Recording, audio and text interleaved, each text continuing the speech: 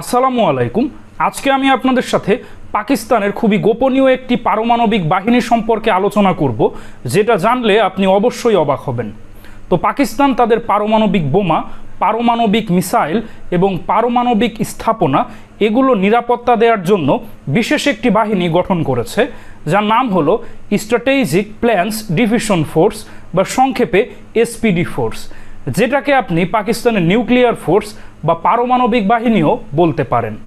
তো পাকিস্তানের এই স্ট্র্যাটেজিক প্ল্যান্স ডিভিশন ফোর্স বা এসপিডি ফোর্সে প্রায় 25,000-এর মতো সদস্য রয়েছে। তো পাকিস্তানের সশস্ত্র বাহিনীর মধ্য থেকে সবথেকে দক্ষ, চৌকস এবং মেধাবী সেনা সদস্যদের মধ্য থেকেই এই এসপিডি ফোর্সের সদস্য নিয়োগ করা হয়। আর পাকিস্তানের এই এসপিডি ফোর্স নেতৃত্ব দেন পাকিস্তান আর্মির 3 তারকা পদমর্যাদার একজন কর্মকর্তা। তো পাকিস্তানের এই এসপিডি ফোর্সের বর্তমান যিনি কমান্ডার বা মহাপরিচালক, তিনি হলেন পাকিস্তান আর্মির লেফটেন্যান্ট জেনারেল ইউসুফ জামাল।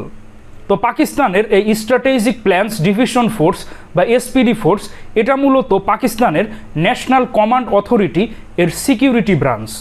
তো পাকিস্তানের এই ন্যাশনাল কমান্ড অথরিটি এটা মূলত পাকিস্তানের যত পারমাণবিক বোমা, অস্ত্র, মিসাইল রয়েছে এগুলো পরিচালনা, কমান্ড এবং কন্ট্রোলের দায়িত্বে।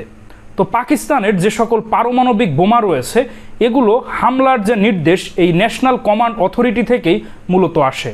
অর্থাৎ পাকিস্তান যদি পারমাণবিক বোমা হামলা করতে চায় তাহলে পাকিস্তানের এই ন্যাশনাল কমান্ড অথরিটির অনুমতি সাপেক্ষেই হামলা করতে হবে। এবং পাকিস্তানের যে ন্যাশনাল কমান্ড অথরিটি এখানের যে কমিটি রয়েছে সেই কমিটির মিটিংয়ের পর যে চূড়ান্ত সিদ্ধান্ত আসে সেখান থেকেই মূলত নির্ধারিত হয় পাকিস্তান পারমাণবিক হামলা করবে কি করবে না। তো পাকিস্তানের এই ন্যাশনাল কমান্ড অথরিটি এর চেয়ারম্যান হলো পাকিস্তানের প্রধানমন্ত্রী। আর পাকিস্তানের বর্তমান যিনি প্রধানমন্ত্রী শেহবাজ শরীফ, তিনি হলেন পাকিস্তানের এই ন্যাশনাল কমান্ড অথরিটি এর চেয়ারম্যান।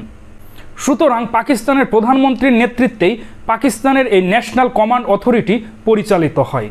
আর পাকিস্তানের এই ন্যাশনাল কমান্ড অথরিটির যে নিরাপত্তা বা সিকিউরিটি ব্রাঞ্চ সেটাই হলো মূলত সেই এসপিডি ফোর্স, যারা পাকিস্তানের সকল পারমাণবিক বোমা, পারমাণবিক মিসাইল এবং পারমাণবিক স্থাপনা যেখানে পারমাণবিক বোমা তৈরি হয় সেগুলো মূলত নিরাপত্তা দিয়ে থাকে। আর যেহেতু পাকিস্তানের শত্রু রাষ্ট্রের অভাব নেই, ভারত পাকিস্তানের চিরশত্রু, তো সম্প্রতি পাকিস্তান এবং ভারতের মধ্যে একটা যুদ্ধ চলছে। এমনকি ইসরায়েল, আমেরিকা তারাও চায় না যে কোনো মুসলিম দেশ পারমাণবিক বোমার মালিক হোক। আর পাকিস্তান যেহেতু খুবই গোপনীয়ভাবে এবং খুব কৌশলীভাবে পারমাণবিক বোমার মালিক হয়েছে, সুতরাং তাদের এই পারমাণবিক অস্ত্র তাদের শত্রু দেশ বা শত্রুপক্ষের থেকে নিরাপত্তা দেওয়ার জন্যই মূলত পাকিস্তান এই বিশেষ এসপিডি ফোর্স গঠন করেছে, যার সদস্য সংখ্যা প্রায় 25,000-এর মতো। আর পাকিস্তানের পারমাণবিক বোমা এবং অস্ত্রের ধরন অনুযায়ী আবার এসপিডি ফোর্স 3টি ভাগে বিভক্ত।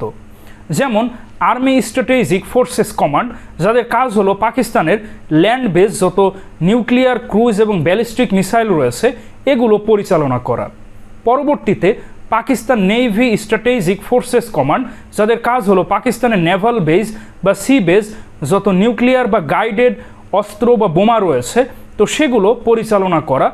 আর পাকিস্তানের এয়ারফোর্স স্ট্র্যাটেজিক কমান্ড, যাদের কাজ হলো এয়ার বেস যত পারমাণবিক বোমা বা পারমাণবিক মিসাইল রয়েছে সেগুলো নিয়ন্ত্রণ করা।